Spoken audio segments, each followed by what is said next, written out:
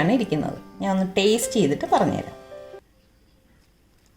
വളരെ സോഫ്റ്റായിട്ടാണ് ഈ പുഡിങ് ഇരിക്കുന്നത്. നിങ്ങൾക്ക് കാണുമ്പോൾ തന്നെ മനസ്സിലാവും.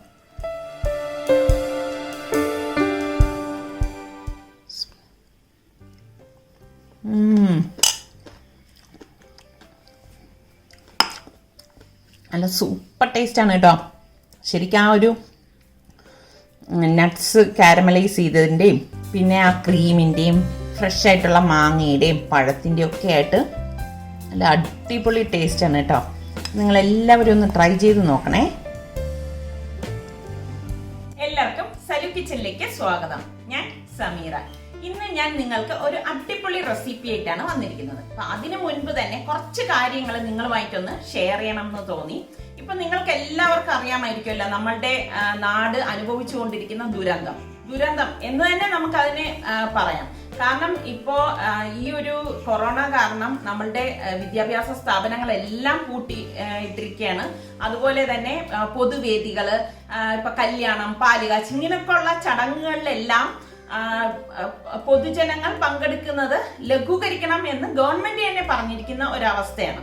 അപ്പൊ ഇത്രയും തീവ്രമായ ഒരവസ്ഥ ഇതിനു മുൻപ് ഉണ്ടായിട്ടുണ്ടോ എന്നുള്ള കാര്യം എനിക്കറിയത്തില്ല. ഞാനിത് ആദ്യമായിട്ടാണ് ഇങ്ങനെ ഈ ഒരു അവസ്ഥ നമ്മൾ നേരിടുന്നത്. അപ്പൊ നമ്മൾ വീട്ടമ്മമാരായാലും ആരായാലും കുറച്ച് പ്രിക്കോഷൻസ് എടുക്കണം. കാരണം എന്ന് പറഞ്ഞാൽ നമുക്ക് തന്നെ ഒരു പരിധി വരെ അത് തടയാൻ കഴിയും. ശരിക്കും നമുക്ക് എല്ലാവർക്കും അറിയാവുന്നതാണ്, ചെറിയ ഒരു ഇതിൽ നിന്നാണ് ഇതിങ്ങനെ ഒരു വലിയ ഒരു ഘടകമായിട്ട് ഇപ്പം എല്ലാ സ്ഥലത്തും എല്ലാ രാജ്യത്തേക്കും ഇത് വ്യാപിച്ചുകൊണ്ടിരിക്കുകയാണ്. അപ്പൊ ഇത് വലിയൊരു വിപത്ത് തന്നെയാണ്. അപ്പം ഇതില് ഇനി നമ്മൾ പറയുന്ന കാര്യം നമ്മളാരും ഡോക്ടേഴ്സോ ആധികാരികമായോ പറയുന്നതല്ല, പക്ഷെ നമുക്ക് വായിച്ചു കിട്ടിയ അറിവ് നിങ്ങളായിട്ട് ഷെയർ ചെയ്യുന്നതാണ്. അപ്പൊ നിങ്ങൾ ആ സെൻസിൽ എടുക്കുക. നിങ്ങളുടേതായ വഴികളിൽ ബാക്കി കൂടുതൽ അറിവ് നേടാൻ ശ്രമിക്കുക. നമുക്കിപ്പോൾ ഉള്ള അറിവ് നിങ്ങളായിട്ട് ഷെയർ ചെയ്യുന്നു, അത്ര മാത്രമേ നമ്മൾ ഉദ്ദേശിക്കുന്നുള്ളൂ. ഇപ്പം ഈ കൊറോണ എന്ന് പറയുന്നത് ആക്ച്വലി നമ്മുടെ സാധാ ജലദോഷം തൊട്ട് നമ്മുടെ ഇപ്പം കുറച്ചു നാൾക്ക് മുമ്പ് MERS, SARS എന്നൊക്കെ പറഞ്ഞ അസുഖങ്ങൾ ഉണ്ടായിരുന്നു. ഇതൊക്കെ അസുഖങ്ങൾ ഉണ്ടാക്കുന്ന വൈറസിന്റെ ഒരു കുടുംബമാണ് ഈ കൊറോണ എന്ന് പറയുന്നത്. അതിലിപ്പോ ലേറ്റസ്റ്റ് ആണ് ഈ നോവൽ കൊറോണ എന്ന് പറയുന്ന വൈറസ്. അതിനാണ് നമുക്കിപ്പോൾ പ്രതിരോധം, നമുക്ക് മരുന്നുകളോ ആന്റിബയോട്ടിക് അങ്ങനെ ഒന്നും ഇതുവരെ കണ്ടുപിടിച്ചിട്ടില്ല. ഇനി വാക്സിനേഷൻ എല്ലാം കണ്ടുപിടിച്ചാലേ ഉള്ളൂ. അഡ്വാൻസ്മെന്റ് നടന്നു എന്നറിയാൻ നമ്മുടെ WHO സൈറ്റിൽ പോയി കഴിഞ്ഞാൽ നമുക്ക് കാണാൻ പറ്റും. ഇപ്പോൾ അവർ പറയുന്ന 1,14,000 പേര് അടുപ്പിച്ച് അസുഖം പടർന്നു എന്നാണ് പറഞ്ഞിരിക്കുന്നത്. 4,000 പരം മരണങ്ങൾ ഇതിനിടയ്ക്ക് സംഭവിച്ചിരിക്കുകയാണ്. നമുക്കിതിൽ ഹൈജീൻ ആണ് അവർ മെയിൻ ആയിട്ട് പറയുന്നത്. ഇത് മാത്രമേ ഇപ്പം ആസ് ഓഫ് നൗ അവർ റെക്കമെൻഡ് ചെയ്യുന്നുള്ളൂ. അപ്പോൾ ഇതിൽ ഏറ്റവും സിമ്പിൾ കാര്യം അവർ പറയുന്നത് എന്താണെന്ന് വെച്ചാൽ നിങ്ങൾ എപ്പോഴും കൈകൾ വൃത്തിയായിട്ട് സൂക്ഷിച്ച് വെക്കുക. ഇപ്പോ നമുക്കിപ്പോ സാധാരണ ഇപ്പൊ എന്റെ കൈ വൃത്തിയായിട്ട് ഇരിക്കുകയാണ്. പക്ഷെ എന്നാലും ഇടയ്ക്കിടയ്ക്ക് ഇപ്പൊ എവിടെയെങ്കിലും ഞാൻ ബസ്സിൽ പോയി എവിടെയെങ്കിലും പിടിച്ചു, അല്ലെങ്കിൽ ഞാൻ പബ്ലിക് സ്ഥലത്തൂടെ നടന്നുപോയി തിരിച്ച് വീട്ടിലെത്തി, അപ്പോഴൊക്കെ ഇതേപോലെ സാനിറ്റൈസർ വെച്ച് ഒന്ന് ക്ലെൻസ് ചെയ്യണം. അതും ഇത് അധികം ഒന്നും ഉപയോഗിക്കേണ്ട, 2-3 ഡ്രോപ്പ് ഉപയോഗിച്ച് ഒന്ന് ക്ലെൻസ് ചെയ്യാന്നാണ് അവർ പറയുന്നത്. പിന്നെ ഇനി അഥവാ അഴുക്കുണ്ടെങ്കിൽ ഇത് ഉപയോഗിച്ചിട്ട് കാര്യമില്ല, നിങ്ങൾ സോപ്പ് വെച്ച് തന്നെ കഴുകുക. ഇത് കഴുകുന്നതിന് ഒരു രീതിയുണ്ട്, അത് ഞാൻ കാണിച്ചു തരാം. ഇത് കോൺടാക്ട് വഴിയാണ് മെയിൻ ആയിട്ട് പടരുന്നത്. അല്ലെങ്കിൽ ഇപ്പോൾ ഒരാൾ നമ്മുടെ മുഖത്തേക്ക് നമ്മളെ ഫേസ് ചെയ്ത് ഒരാൾ തുമ്മുകയാണ്, അങ്ങനെയൊക്കെ വരുമ്പോഴാണ് ഒരു ഫിസിക്കൽ കോൺടാക്ട് വരുമ്പോൾ പടരുന്ന ഒരു അസുഖം എന്നാണ് ഞാൻ വായിച്ച് മനസ്സിലാക്കിയിരിക്കുന്നത്. അപ്പോൾ ഇതില് അസുഖമുള്ളവർ തീർച്ചയായിട്ടും മാസ്ക് ഉപയോഗിക്കണം. എല്ലാവരും ഉപയോഗിക്കണമെന്ന് റെക്കമെൻഡ് ചെയ്യുന്നില്ല. കാര്യം എന്താണെന്ന് വെച്ചാൽ ഇപ്പോൾ പലരും ഇതെല്ലാം കൂടെ വാങ്ങിച്ച് കൂട്ടി ഇപ്പൊ കണ്ടൊരു ട്രെൻഡാണ്. ഇപ്പൊ ഏതെങ്കിലും ഒരു ഫാർമസി അല്ലെങ്കിൽ സൂപ്പർ മാർക്കറ്റിൽ പോയി ഒരു വ്യക്തി തന്നെ ഒരു 10-15 ബോട്ടിൽ സാനിറ്റൈസർ എടുത്തോണ്ട് പോകും, മാസ്ക് ഒന്നും കൊണ്ടുപോകും. നിങ്ങൾ മനസ്സിലാക്കേണ്ടത് ഇത് നമ്മൾ ഇങ്ങനെ എല്ലാം കൂടെ കൂട്ടി വെച്ചിട്ട് ഒരു കാര്യമില്ല. ഇപ്പൊ ഞാൻ ഇതൊക്കെ വാങ്ങിച്ചു വെച്ചു, എന്റെ അടുത്തിരിക്കുന്ന ആൾക്കാർ അസുഖം വന്നു കഴിഞ്ഞാൽ അത് എനിക്കും പടരും. അപ്പം ഇത് എല്ലാവർക്കും ആ ഒരു ബെനിഫിറ്റ് കിട്ടണമെന്നുള്ള രീതിയിൽ മിതമായി ഓരോ സാധനങ്ങൾ ഉപയോഗിക്കാൻ ശ്രമിക്കുക. ഇന്നലെ റെയിൽവേ സ്റ്റേഷനിൽ വരണ മുമ്പ് സാനിറ്റൈസർ വാങ്ങിക്കാൻ സുൽത്താൻ രാത്രി എത്തി, കോളേജ് അടച്ച് സുൽത്താൻ എത്തിയിരിക്കുകയാണ്. ഈ ഒരു പ്രശ്നം കാരണമാണ് സുൽത്താന്റെ കോളേജ് ഇന്നലെ ക്ലോസ് ആക്കിയത്. അപ്പൊ സുൽത്താൻ ഇന്നലെ ഞാൻ സുൽത്താനെ വിളിച്ചു പറഞ്ഞു, നീ ട്രെയിനിൽ വരെയാണ്, സാനിറ്റൈസർ വാങ്ങിച്ചു വെച്ചേക്കണമെന്ന് പറഞ്ഞു. അവൻ എത്ര മെഡിക്കൽ സ്റ്റോറിൽ പോയി? ഞാൻ 3 മെഡിക്കൽ സ്റ്റോറിൽ പോയി. ഒന്നിൽ പോയി ചോദിച്ചപ്പോ അവര് പറഞ്ഞ് ഇത് സംഭവമില്ല, എല്ലാം തീർന്നെന്ന് പറഞ്ഞു. അപ്പൊ അതേപോലെ അടുത്തെല്ലാം പോയപ്പം അവര് ഇത് തന്നെ പറഞ്ഞു. എന്നിട്ട് പറഞ്ഞ് ഞാൻ ചോദിച്ചു അടുത്ത എവിടെ ഉണ്ടെന്ന് ചോദിച്ചപ്പോ പറഞ്ഞ് എവിടെ പോയിട്ട് കാര്യമില്ല, നടക്കണ വേസ്റ്റ് ആവത്തേ ഉള്ളൂ, കാരണം എവിടെയും ഈ സാനിറ്റൈസർ ഇല്ലെന്ന്, തീർന്നല്ല. അപ്പം നിങ്ങൾ അതൊക്കെ മനസ്സിലാക്കി നിങ്ങൾ ഉപയോഗിക്കാം. പിന്നെ ഒരു ഇതെന്ന് വെച്ചാൽ ചിലര് ഈ മാസ്കും കാര്യങ്ങളൊക്കെ പൂഴ്ത്തി വയ്ക്കാൻ അങ്ങനെ അറിയില്ല, എല്ലാം കൂടെ വെച്ചിട്ട് വില കൂട്ടി വെക്കുന്ന ഒരു ഇതുണ്ട്. അതിനിപ്പോ നമ്മുടെ സർക്കാർ, നമ്മുടെ ഇവിടെ ട്രിവാൻഡ്രം കോർപ്പറേഷന്റെ കാര്യം എനിക്കറിയാം, അവർ ആക്ഷൻ എടുത്ത് തുടങ്ങിയിട്ടുണ്ട്. അങ്ങനെ എന്തെങ്കിലും ഉണ്ടെങ്കിൽ ട്രിവാൻഡ്രം കോർപ്പറേഷൻ അറിയിച്ചാൽ മതി. അവർ ഇടപെട്ട് നമ്മുടെ മാക്സിമം നമ്മുടെ സാധാരണ വിലയ്ക്ക് തന്നെ കിട്ടും. ഇപ്പൊ പലരും വില കൂട്ടി വിൽക്കാനായിട്ട് പല ശ്രമങ്ങളും നടക്കുന്നുണ്ട്. അങ്ങനെ ഉണ്ടെങ്കിൽ ട്രിവാൻഡ്രം കോർപ്പറേഷൻ അറിയിച്ചാൽ മതി എന്നാണ് പറയുന്നത്. ഇത്രയ്ക്കുള്ളൂ അല്ലേ? അപ്പൊ നമ്മളിപ്പോ ഈ കേൾക്കുന്ന, നമ്മൾ ഈ വാട്സാപ്പിലൊക്കെ കേൾക്കുന്ന ഒരു ചില ന്യൂസുകളൊന്നും വിശ്വസിക്കാം. അതെ, വാട്സാപ്പ് വഴി പടരുന്ന പല മെസ്സേജ് അപ്പൊ നല്ലതായിരിക്കും ചീത്തയായിരിക്കും. വാസ്തവം അറിഞ്ഞിട്ട് മാത്രം ഷെയർ ചെയ്യുക. കാര്യം ഏറ്റവും കൂടുതൽ പരിഭ്രാന്തി സൃഷ്ടിക്കപ്പെടുന്നത് ഈ വാട്സാപ്പ് വഴിയുള്ള ഷെയറുകളിലാണ്. ഇതിൽ അങ്ങനെ ചെയ്യേണ്ട കാര്യമൊന്നുമില്ല. നമ്മൾ സ്വയം സൂക്ഷിച്ചാൽ നമുക്ക് പ്രതിരോധിക്കാനേ ഉള്ളൂ. പിന്നെ ചിലർ ഭയങ്കര ആധികാരികമായിട്ട് പറയും ഇത് കഴിച്ചാൽ അസുഖം മാറും, ഇങ്ങനെ നിന്നാൽ അസുഖം മാറും എന്നൊക്കെ പറഞ്ഞ് പല മെസ്സേജുകൾ വരുന്നുണ്ട്. WHO പറയുന്നത് ഇതുവരെ അങ്ങനത്തെ ഒരു ഇത് അവർ ഇതുവരെ കണ്ടുപിടിച്ചിട്ടില്ല എന്നാണ് WHO പറയുന്നത്.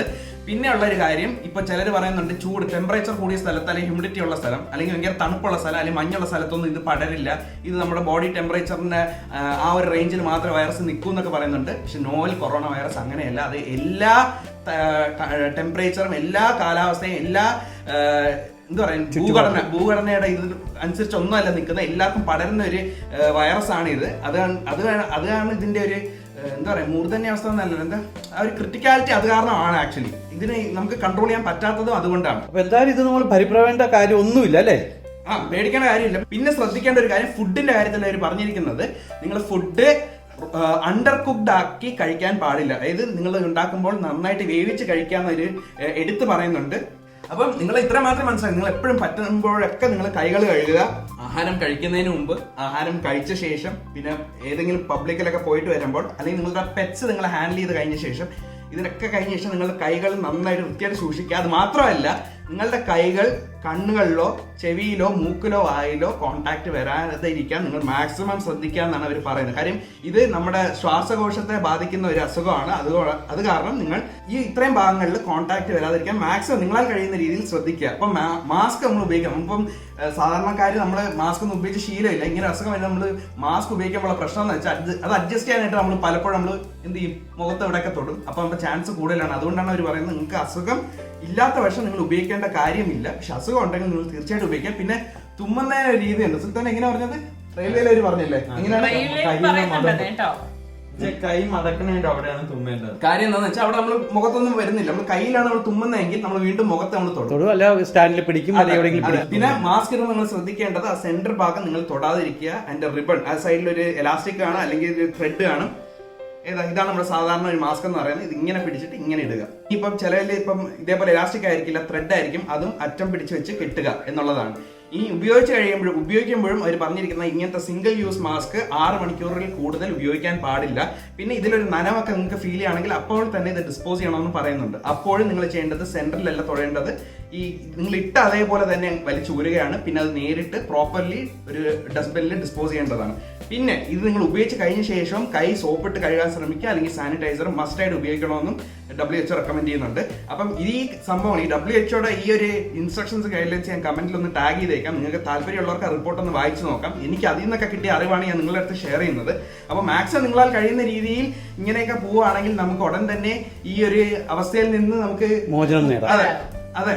അപ്പം നമ്മുടെ ഗവൺമെന്റ് തന്നെ ഇപ്പം ഇങ്ങനത്തെ ഒരു പബ്ലിക് ഇന്ററാക്ഷൻ മാക്സിമം കുറയ്ക്കാൻ വേണ്ടിയാണ് തിയേറ്റേഴ്സ്, സ്കൂൾസ്, കോളേജസ് ഇതൊക്കെ അടച്ചു വെച്ചിരിക്കുന്ന ആ ഒരു ഉദ്ദേശത്തിലാണ്. അപ്പൊ നിങ്ങളും ആ ഒരു ഗൈഡ് ലൈൻസ് മാനിക്കാൻ ശ്രമിക്കുക. നമ്മുടെ ഈ ഒരു ഗവൺമെന്റ് നിൽക്കുന്നതിന് ഒപ്പം തന്നെ നമ്മളും ആ ഒരു വിശ്വാസത്തിൽ മുന്നോട്ട് പോവുക. പിന്നെ നിങ്ങൾക്ക് എന്തെങ്കിലും അസുഖമോ അസ്വസ്ഥതയോ, അതായത് തലവേദന, ശ്വാസം മുട്ട്, പനി, ഇങ്ങനത്തെ പ്രശ്നങ്ങളൊക്കെ നിങ്ങൾക്ക് തോന്നുക, അല്ലെങ്കിൽ ഭയങ്കര നെഞ്ചുവേദന, ഇങ്ങനത്തെ ഒക്കെ പ്രശ്നം ഉണ്ടെങ്കിൽ ഉടൻ തന്നെ നിങ്ങൾ ഡോക്ടേഴ്സിനെ കോൺടാക്ട് ചെയ്യുക.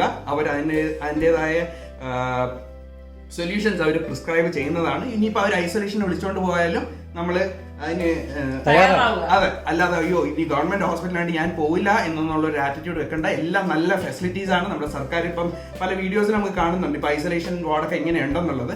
അപ്പോൾ നിങ്ങൾ സഹകരിച്ച് നമ്മുടെ ഈ നാടിന്റെ നന്മ, നമ്മുടെ നാട് മാത്രമല്ല ലോകത്തിന്റെ നന്മയ്ക്കായിട്ട് നമ്മൾ എല്ലാവരും കൂടെ നിന്നാൽ മാത്രമേ ഇത് ശരിയാവുള്ളൂ. അപ്പൊ ഇനി എല്ലാവർക്കും നല്ലൊരു ശുഭദിനം ആശംസിച്ചുകൊണ്ട് ഒരു കാര്യം കൂടെ, നമ്മളിപ്പോ പറഞ്ഞത് വളരെ നീണ്ടു പോയെന്നറിയാം, പക്ഷെ എന്നാലും ഇതിന്റെ ഒരു തീവ്രത ഉള്ളത് കൊണ്ടാണ് ഇത്രയും ടൈം എടുത്ത് നിങ്ങൾക്ക് വേണ്ടി എക്സ്പ്ലെയിൻ ചെയ്തത്. ഇത് നമ്മളുടെ വീഡിയോ കാണുന്നത് പലതും വീട്ടമ്മമാരാണ്. അവർക്ക് ഇത് എല്ലാവർക്കും എല്ലാ കാര്യങ്ങളും അറിയണം എന്നൊന്നുമില്ല. അപ്പൊ അറിഞ്ഞൂടാത്തവര് നമ്മളുടെ കൂട്ടത്തിലുണ്ട്. അപ്പൊ നമ്മൾക്കുള്ള ഈ ചെറിയൊരു അറിവ് നിങ്ങളുമായിട്ടൊന്ന് ഷെയർ ചെയ്തെന്നേ ഉള്ളൂ. പിന്നെ നിങ്ങളാൽ കഴിയുന്ന വിധം യാത്രകളൊക്കെ ഒഴിവാക്കുക. നിർബന്ധം എന്ന് വെച്ചാൽ മാത്രം യാത്ര ചെയ്യുക. അപ്പൊ ഇത് മാത്രമേ നമുക്ക് പറയാനുള്ളൂ. അപ്പൊ നമുക്ക് റെസിപ്പിയിലേക്ക് കിടക്കാം. ഇതുണ്ടാക്കാൻ വേണ്ടിയിട്ട് ഞാനിവിടെ ഒരു പാൻ ഗ്യാസ് ഓൺ ചെയ്ത് വെച്ചിട്ടുണ്ട്. ഇതിലേക്ക് ഞാൻ 1 ടേബിൾ സ്പൂൺ ബട്ടർ ഇട്ട് കൊടുക്കണം. ഫ്ലെയിം കുറച്ചാണ് വെച്ചിരിക്കുന്നത് കേട്ടോ, അല്ലെങ്കിൽ ബട്ടർ കരിഞ്ഞു പോകും. പിന്നെ ഞാനിവിടെ കുറച്ച് ബദാമും കാഷ്നട്ടും പിസ്തയും എടുത്തിട്ടുണ്ട്. ഇതിനൊന്നും പ്രത്യേകിച്ച് ഒരളവൊന്നുമില്ല കേട്ടോ. ഞാനൊരു 10-20 എണ്ണം വെച്ച് ഓരോന്നും എടുത്തിട്ടുണ്ട്. അപ്പോൾ അത് ഇതിലേക്ക് ഇട്ടിട്ട് ഒന്ന് ഇളക്കി കൊടുക്കാം. നമ്മുടെ കയ്യിൽ കാഷ്നട്ട് മാത്രമേ ഉള്ളെങ്കിൽ അത് മാത്രം ചേർത്ത് കൊടുത്താൽ മതി കേട്ടോ. ഇതൊക്കെ ഇടുമ്പോൾ ഒരു പ്രത്യേക ടേസ്റ്റാണ്. ഇതിവിടെ ഒന്ന് റോസ്റ്റായി വന്നിട്ടുണ്ട്. അപ്പം നമുക്ക് ഇനി ഇതിലേക്ക് 3 ടേബിൾ സ്പൂൺ പഞ്ചസാര ഇട്ട് കൊടുക്കാം.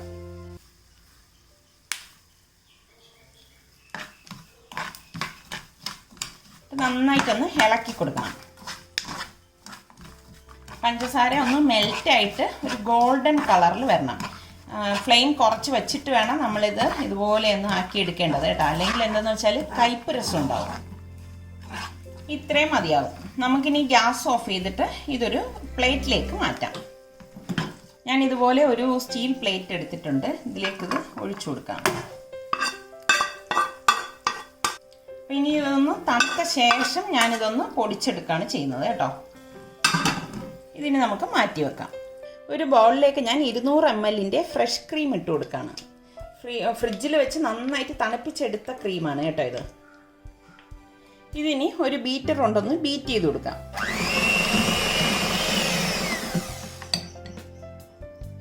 ജസ്റ്റ് ഇതുപോലെ ഒന്ന് ബീറ്റ് ചെയ്ത ശേഷം ഇതിലേക്ക് 200 ml കണ്ടൻസ്ഡ് മിൽക്ക് ഒഴിച്ച് ഒന്നുകൂടി ഒന്ന് ബീറ്റ് ചെയ്തെടുക്കാം.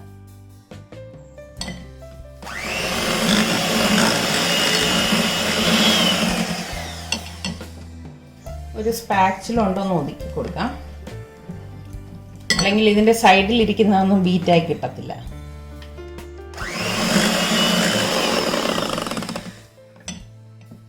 ഇത്രയും മതിയാവും. ഇതിനി നമുക്ക് മാറ്റി വെക്കാം. ഒരു ബട്ടർ പേപ്പർ എടുത്തിട്ട് നമ്മൾ ഈ തയ്യാറാക്കി വെച്ചിരിക്കുന്ന ഈ കാരമലൈസ് ചെയ്ത നട്ട്സ് ഉണ്ടല്ലോ, അത് ഇതുപോലെ വെച്ചിട്ട് ഒരു റോളർ പിൻ കൊണ്ട് അതൊന്ന് പൊടിച്ചെടുക്കാം.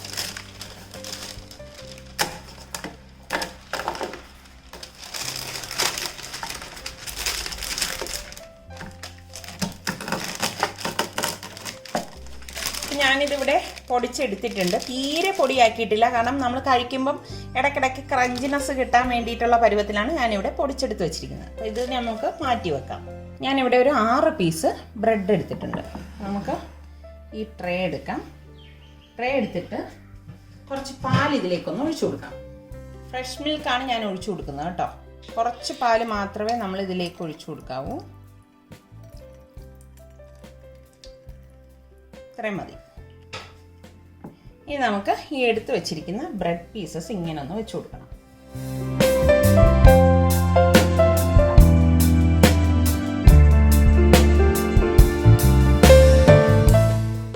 ഇനി നമുക്ക് ഇതിന് മുകളിലേക്ക് കുറച്ച് പാലൊന്ന് ഒഴിച്ചു കൊടുക്കണം. ബ്രെഡ് ആയതുകൊണ്ട് തന്നെ പാല് പെട്ടെന്ന് അബ്സോർവ് ആയി കിട്ടും. ഇനി നമുക്ക് ഈ അടിച്ചു വെച്ചിരിക്കുന്ന ക്രീം ഇതിന് മീതേക്ക് ഒഴിച്ചു കൊടുക്കാം.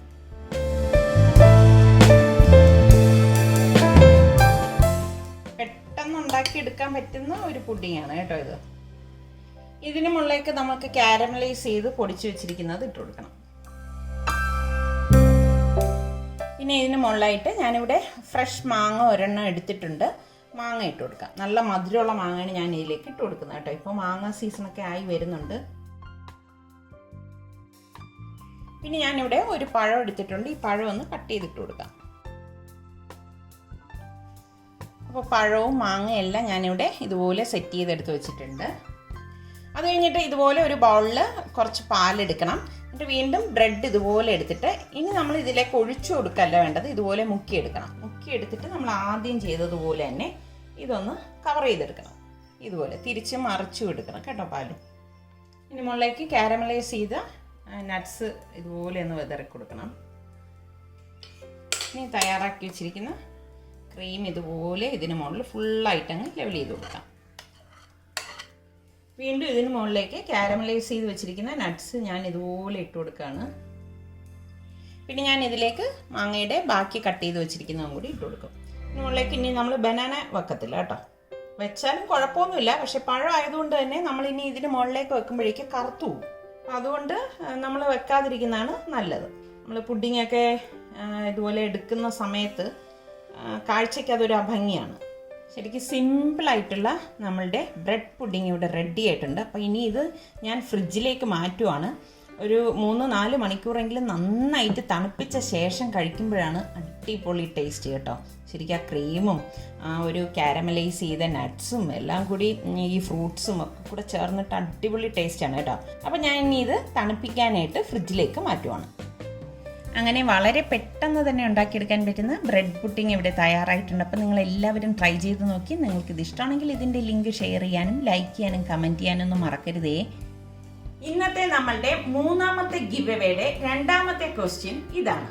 അതായത് ഈ ക്വസ്റ്റ്യൻ ചോദിക്കുന്നത് നമ്മുടെ സലു കിച്ചണിലെ ലാസ്റ്റ് വീഡിയോ കുമ്പിളപ്പം ഉണ്ടാക്കുന്ന വീഡിയോയിൽ നിന്നാണ് ക്വസ്റ്റ്യൻ ചോദിക്കുന്നത്. അത് കാണാത്തവർക്ക് ലിങ്ക് ഇവിടെ ഐയിൽ കൊടുത്തിട്ടുണ്ട്, അല്ലെങ്കിൽ നമ്മുടെ താഴെ ഡിസ്ക്രിപ്ഷൻ ബോക്സിൽ നമ്മൾ ടാഗ് ചെയ്തിട്ടുണ്ട്. നിങ്ങൾക്ക് അത് ക്ലിക്ക് ചെയ്ത് വീഡിയോ കാണാവുന്നതാണ്. നമ്മുടെ ക്വസ്റ്റ്യൻ ഇതാണ്: ആറ്റുകാൽ പൊങ്കാല സമയത്ത് അവിടെ നമ്മുടെ ആരോഗ്യ വകുപ്പും ഇടയ്ക്കിടയ്ക്ക് അനൗൺസ് ചെയ്യുന്നുണ്ടായിരുന്നു, നിങ്ങൾക്ക് എന്തെങ്കിലും അസ്വസ്ഥതകളോ അല്ലെങ്കിൽ കൊറോണ സംബന്ധമായ എന്തെങ്കിലും സംശയങ്ങളോ ഉണ്ടെങ്കിൽ ഒരു ഹെൽപ്പ് ലൈൻ നമ്പർ കൊടുത്തിട്ടുണ്ട്, അതിൽ കോൺടാക്ട് ചെയ്യാൻ അവർ അനൗൺസ് ചെയ്യുന്നുണ്ടെന്ന് പറഞ്ഞിട്ടുണ്ടായിരുന്നു. അപ്പോൾ നമ്മുടെ ക്വസ്റ്റ്യൻ ഇതാണ്: ആ ഹെൽപ്പ് ലൈൻ നമ്പർ എന്താണ്? അത് കമന്റ് ചെയ്യേണ്ടത് നമ്മുടെ ഈ വീഡിയോയുടെ താഴെ തന്നെയാണ്. കമന്റ് ചെയ്യേണ്ട ഫോർമാറ്റ് സലു കിച്ചൺ സ്പേസ് നമ്മുടെ ഫസ്റ്റ് ക്വസ്റ്റ്യൻ്റെ ആൻസർ സ്പേസ് ഈ ഹെൽപ്പ് ലൈൻ നമ്പർ. ഇത് കുറച്ച് ഡിജിറ്റ് ഉള്ള ഒരു നമ്പറാണ്. അപ്പോൾ ആ നമ്പർ എന്താണെന്ന് വെച്ചാൽ അത് വേണം നിങ്ങൾ എഴുതേണ്ടത്. അത്രയേ ഉള്ളൂ. ഞാൻ ഈ പുഡിങ് കാണിച്ചു തരാം. അതുപോലെ തന്നെ നമ്മളുടെ സലു കിച്ചൻ ഇനിയും സബ്സ്ക്രൈബ് ചെയ്യാത്തവരുണ്ടെങ്കിൽ ഈസി റെസിപ്പികൾക്കായി സലു കിച്ചൻ സബ്സ്ക്രൈബ് ചെയ്യാൻ വേണേ.